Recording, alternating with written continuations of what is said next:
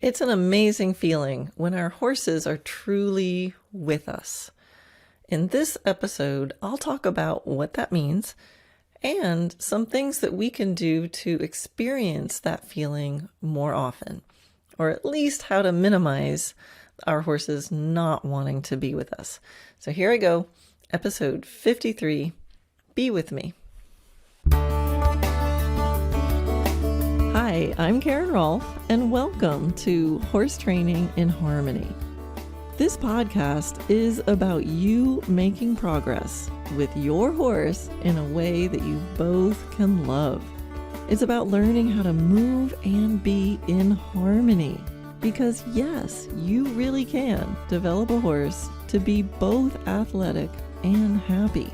When we show up as our best selves for our horses will show up for us. So let's get started. In my online courses, I often do live calls. So I have my Habits for Excellent Horsemanship course, and I personally do the live calls 4 times a year for that one. And then I have the course called Finding the Sweet Spot of Healthy Biomechanics. And those calls happen every week, and they're with me and my licensed Dressage Naturally instructors. And then the course that comes after that is called the Upward Spiral of Successful Gymnastics, and I do the calls for that. They're live Q&A calls twice a month.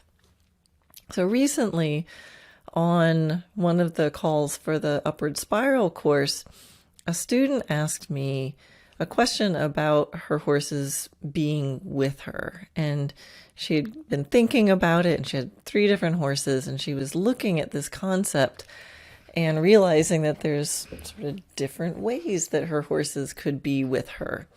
So I love the chance to do those live calls because we get these really cool conversations going.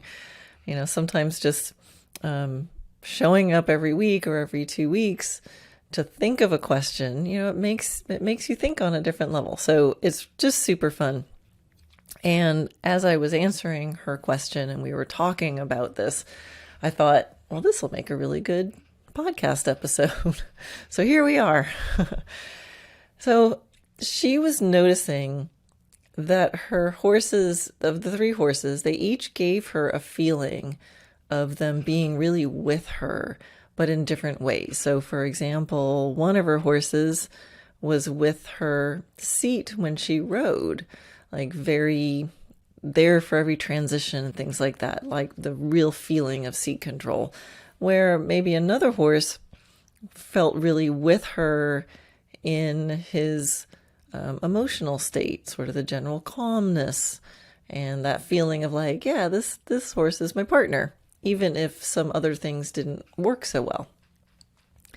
And another horse was really giving her the feeling of being with her when at liberty, but not necessarily with the other factors. So I love that she was kind of dividing this feeling of with me up into these different kind of categories.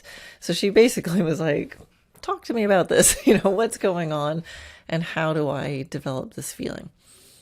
So I think one of the first things we should start with is trying to really define seems too rigid a term, but like, what does that really mean when our horse is with us? So kind of on a big inclusive level, I think about, if you guys have seen the movie Avatar, there's the scene, you know, where they ride the flying dragon things. I probably should have reviewed that movie and figured out what these are called. But there's amazing flying creatures, and they get on and they connect like through this cord. They literally plug into this creature, and then they are as one. And there's some really cool scenes where the first time this one character tries to do this, they plug in, but you know, things don't always go according to plan. So even there, it's something to be developed. But yeah, it's that feeling of you plug in and then you are one. So that's a pretty epic description of something being with you, but it also could be something that you experience just in a simple, beautiful moment with your horse, going down a trail, or even just being with them. It's when you, for me, it's when I hit those moments that feel expansive. And in those expansive moments, I drop in. So maybe that's me just standing with my horse in a field, but that feeling is there. It's like time and space disappear, and you're just there, and you really feel it, like, wow, like we're in this moment. Or you're walking with your horse down the trail and you just realize that you kind of seem to disappear. And it's not you riding your horse trying to negotiate the trail. I think we've all experienced that. I want you to go faster or slower, keep turning, or why are you going over there? But just that feeling that you kind of disappear into the environment and the lines blur between those interfaces between you and your horse. And stuff is just working. For me, it's that feeling it could go on forever. Whatever the horse is doing, I feel like I could go on forever. But at the same time, there's that feeling of responsiveness and changeability. Often when your horse feels really with you, you'll describe it as, it's like my horse is reading my mind, right? So I hope you've experienced moments like this. And I guess the idea is, how do we create them more consciously? So in a way, it's related to what I would describe in Dressage Naturally lingo as the sweet spot. So I'm wanting for nothing. This moment is perfect just as it is. And, to use more like a technical term for the sweet spot, I would be an active neutral, where everything about me is embodying, confirming, and allowing whatever it is that's happening in 100% alignment. And there's no other thoughts of like, well, yeah, but I wish there was more bend. If only they were going a little slower. Like those thoughts take us out of this being with us moment. So you're in the moment, the horse is in the moment, and you're both in the same moment. So that's all nice, Karen. Great. How do we get there? But I always, when I teach, try to think of, before we try to figure out how to get somewhere, let's really drop into what it is we're trying to, to achieve. Where are we trying to go? Let's think about it. Let's find some adjectives for that. So maybe this would be a good time for you listening to think about, what are the ways you describe the feeling of your horse being with you. And maybe I'll just try to be quiet for a moment and see if you can picture a moment where you really did feel totally with your horse. And remember, it doesn't have to be epic. It might be epic. You might be like jumping a 4-foot course bareback and prideless. Or you might be standing at the gate of your pasture and your horse turns around and sees you and takes some steps forward, where you just feel it. So kind of drop into that, and let's remember what that feels like. And once you feel it, think about, what are the qualities of it. So this is where, in my world, I'd say list your adjectives. So what are the qualities of it? And, I've described lots of qualities of it, but for me, if I had to pick one word, and this is not necessarily the right word, you might be thinking of a word right now, and it might not be the word I'm going to say. So that's okay. I'll just share from my experience. There's something about balance. And when I say balance, it's not like the balance of a picnic table. Plunk. There it is. It doesn't move. It's the balance of a ballerina on point. Tightrope walking. That's the kind of balance. It's sort of amazing. And at the same time, we know the possibility is it's fleeting. which is, I think, part of what makes it so amazing, because there's nothing very amazing about a picnic table. Clunk.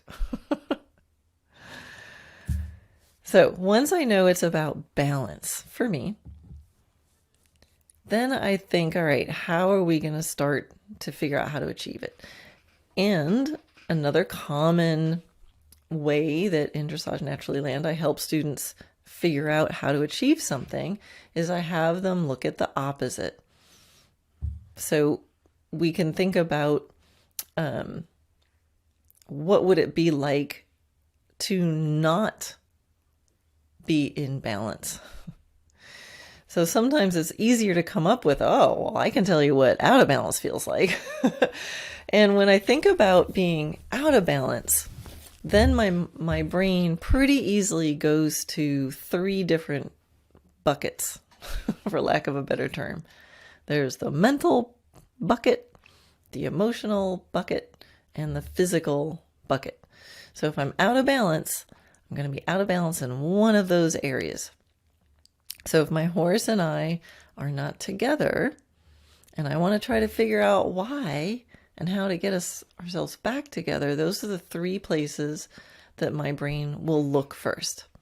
All right, so I can't tell you the answer. I can't tell you where the treasure is, but I can give you clues as to where to dig. So dig in one of those 3 buckets. So let's look at those. The mental bucket would be things about understanding. And it's kind of interesting because think of if someone is explaining something to you and they want to check in, are you getting this? You might say something like, yeah, I'm with you. Yeah, I'm following you. Or if someone's explaining something, they might ask, are you following me on this? Right? So isn't that cool? Like, because in horses, if we're at liberty and our horse is following us, if we're riding and our horse is following us, that's with us, right? That's kind of connected to this idea of with us. So in order to be together, there needs to be enough understanding, right? Clearly, confusion will take you out of that moment of feeling together. So mental. Now, the other bucket is the emotional bucket. And that's is everybody okay with this?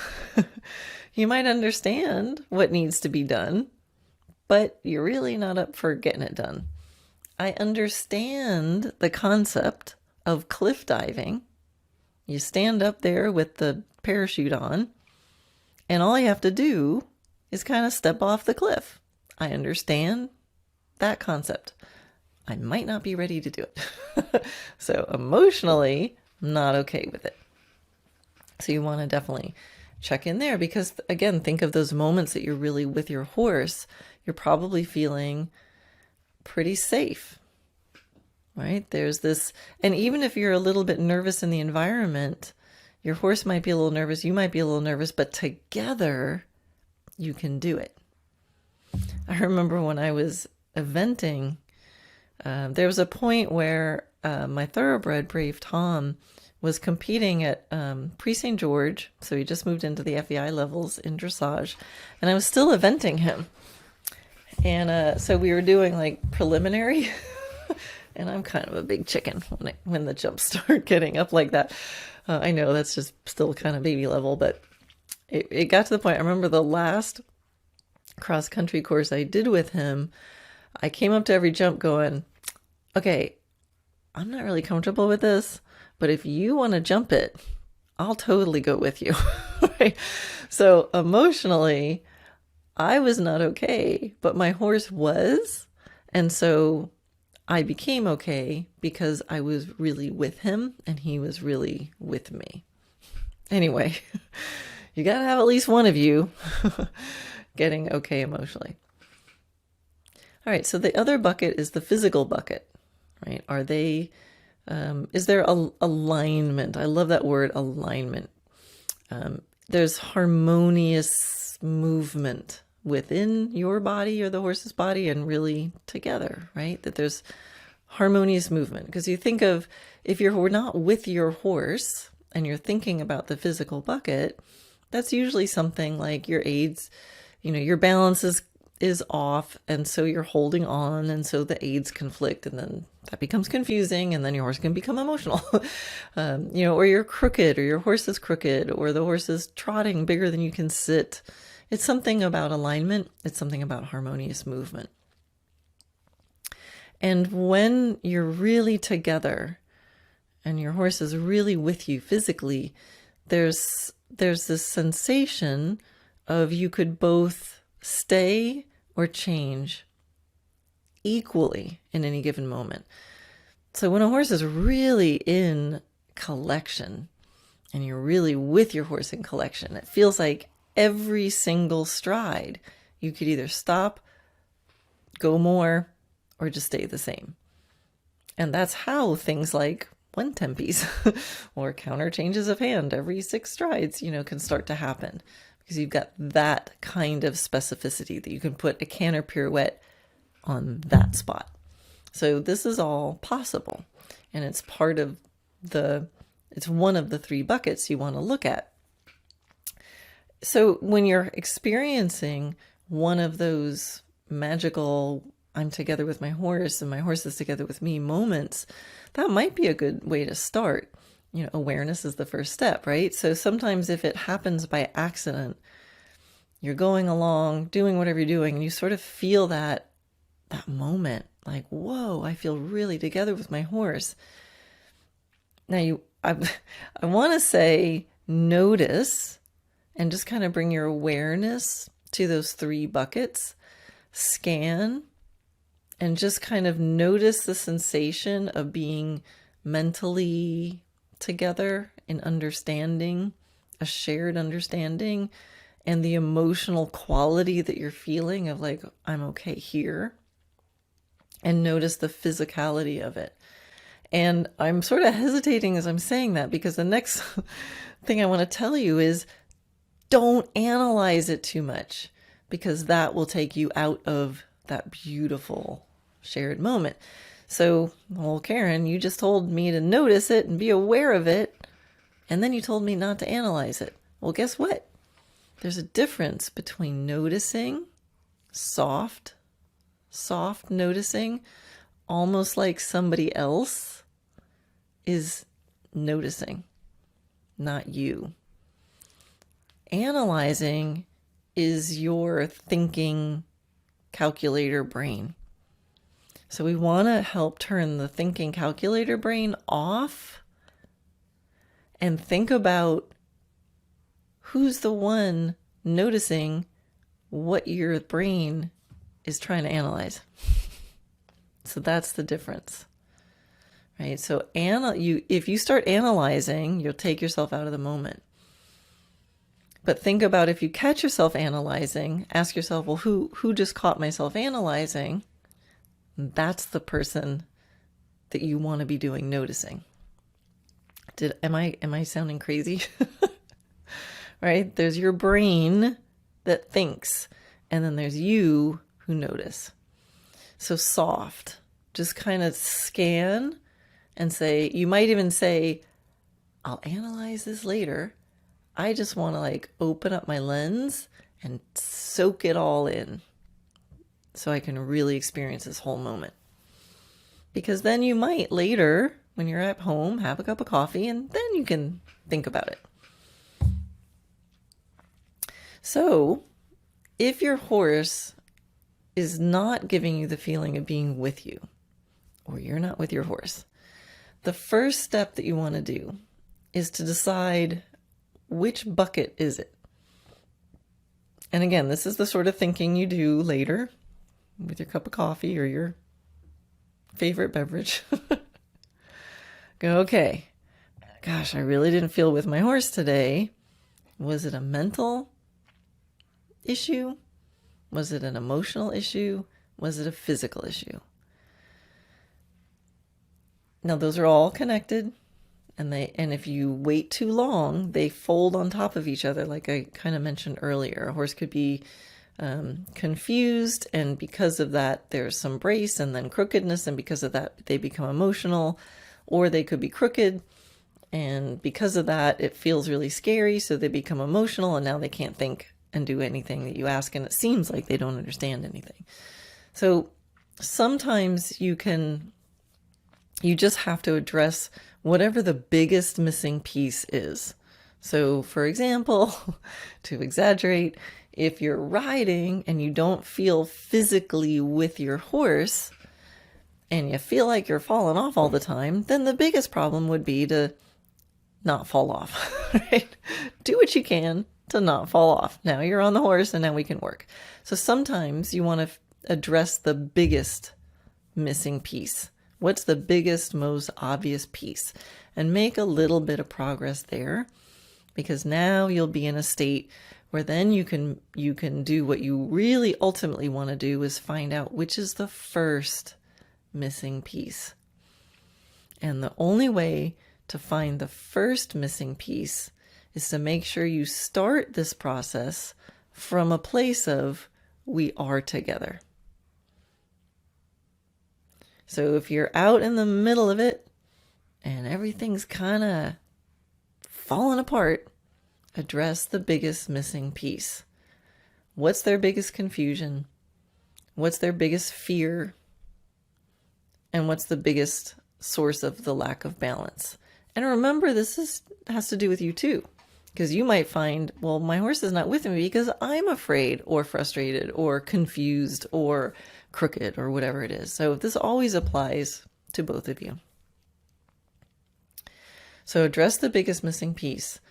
However, tomorrow, the next time when you go out with your horse, if you really want to think about this, the best thing to do is to start from a place where you are the most together. Make sure you can create that in the easiest circumstance possible. What do you need to do to feel like you're really together with your horse? And then start heading out to whatever it is you actually want to end up doing. And if you do it that way, then you can start noticing the first missing piece. And hopefully then you see a piece come out of balance or not with anymore, and you address it, you do something, and then you're back together. And you address it, you do something, you're back together. And then you notice another little piece and you address it and you get back together. And that's just normal riding and normal training. So totally okay. But if there's a chronic problem, it's like, man, I just started thinking about this after listening to this podcast. And you know what? I realized that I thought it was an emotional thing, but it's actually a physical thing. Like, my horse really isn't with my seat. I got no transitions from my seat. Celebrate. That's a huge realization. You go, wow, I realize it's in the physical bucket. And then you get really specific and figure out what's the piece. And then you can start to create exercises that will, an exercise or a plan that's designed to put that piece back in. So for example, if it's a mental piece, all right, we're in the mental bucket. What do they need to understand? No, but like, really what? Exactly what? What is the one piece that's the first piece that causes all the other pieces to fall apart? And is there a piece that they need to understand more? If you decide it's in the emotional bucket, well, what exactly are they not okay with, right? Emotions are usually some form of, I'm not okay with this. I mean, there are positive emotions, but they usually don't cause too many problems. Unless your horse is super exuberant, and then you're not okay with that. Because when your horse is super exuberant, you get scared. So that would be the piece. Wow, I'm not together with my horse because my horse is super athletic. But when he gets super athletic and charged up and happy, I get a little scared. Good to know. So what are they not okay with, or what are you not okay with? And if you decide it's in the physical bucket, then where is your horse or you, and probably a combination of both, where is there lack of alignment? Where is there a lack of harmony? A lot of times I'll say, where's the rock in the river? Because as I watch horses move, or horses and riders move, I see my visualization is there's a streaming of energy from the back through the horse out the front.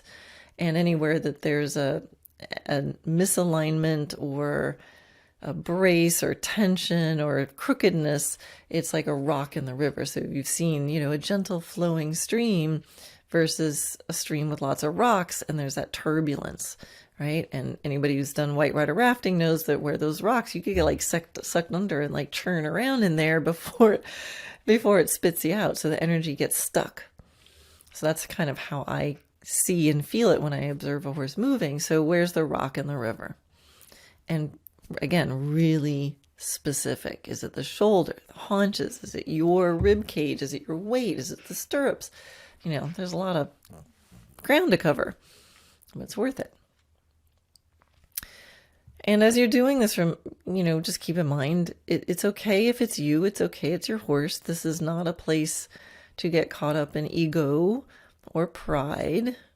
And you just got to take a really good, honest look at what is happening. Because your horse being with you is not about dominance. What kind of word is that? Dominance. It is not about dominance or submissiveness through force. It's not about your horse just being obedient. There's an element of obedience, but I consider obedience part of understanding. Oh, I know what to do, right? It's not because they're forced. That to me is not part of my list of adjectives when I think of what it feels like when my horse and I are really together. And so when you take that look and you figure out what bucket it's in, and then you figure out what the piece is, isolate it and go really deep. Pick it apart. Is it transitions? Is it a certain transition? Do you need to get yourself in front of the mirror and just look at that first step from halt to walk? What is it? So you're going to isolate it and go deep. And this is not, it kind of sounds a little woo. This is a very practical podcast, right? Even though I'm talking about, hooking in and sharing the same mindset and energy. It's just simply good training, right? This is what we do. We have an idea. When are we together? When are we starting to not be together? What piece is it? And then what's an exercise I need to do to bring it back to together? So it's very practical. And make sure that you stay aware of your horse's thresholds. This is all much better to do if you stay within the threshold or 1 foot over the line, sweet darling. Right? Don't jump in. If you're afraid to swim, don't high dive off, and get in the deep end and be struggling before you realize you're there. I like to, once I realize, I'm in the deep end and it's not working, I like to go back to the shallow end and practice going one step at a time. You want to be aware of when you're in balance, when you're together, and when you start hitting the edges. And just notice that, I'm hitting an edge. And that's really the practice of riding and the practice of training, is noticing, dropping in, notice when you're together, be in active neutral, where you embody and confirm and allow the moment that's happening mentally, emotionally, and physically. A lot of times people think that active neutral is just physical. It's not. It's part of that embodying, confirming, and allowing. A big part of that is and not wanting for anything else. And sometimes it's that not wanting for anything else that creates the relaxation that lets you drop in deeper and your horse wants to come in with you. So it's this really interesting blend, I think, to have your horse with you. It's not just physical. It's not just energetic. There's some very, dry lessons in here. dry lessons of teaching and rewarding and conditioning and strengthening and suppling. Those all fit into this idea. But man, it's worth it. If you're thinking of the goal is, wow, my horse is really with me, that's going to change how you train compared to just, I need to get my horse to do a shoulder in because that's in the test. And this is why I think the Liberty work is so fun and riding without reins is so fun, because it really tests this. It really tests how much your horse is actually with you. And that's why I like to do that kind of cross training, if you want to call it that. I want to check, can I at least do the basics bridleless? Can I at least have the basics of Liberty? And for me, that's how I use Liberty. I kind of use Liberty to measure, take a little litmus test of how with me my horses are. And I always feel like if I can make progress in some Liberty and some freestyle or riding without reins, if I can make even a couple drops of progress there, it helps everything. And you don't have to do big fancy stuff. I don't do a lot of big fancy stuff at Liberty, but I just want to kind of feel that I could do some simple things. And monitoring and maintaining those simple things is enough. There's plenty to work on just by doing some basic stuff. So those are my musings on being with your horse. I hope you found that helpful and found something practical you can take away from that. And as always, I'd love to hear from you and let me know what you think. Come on over to the Dressage Naturally on Facebook group and let me know. Tag me in the post. Let me know how it goes.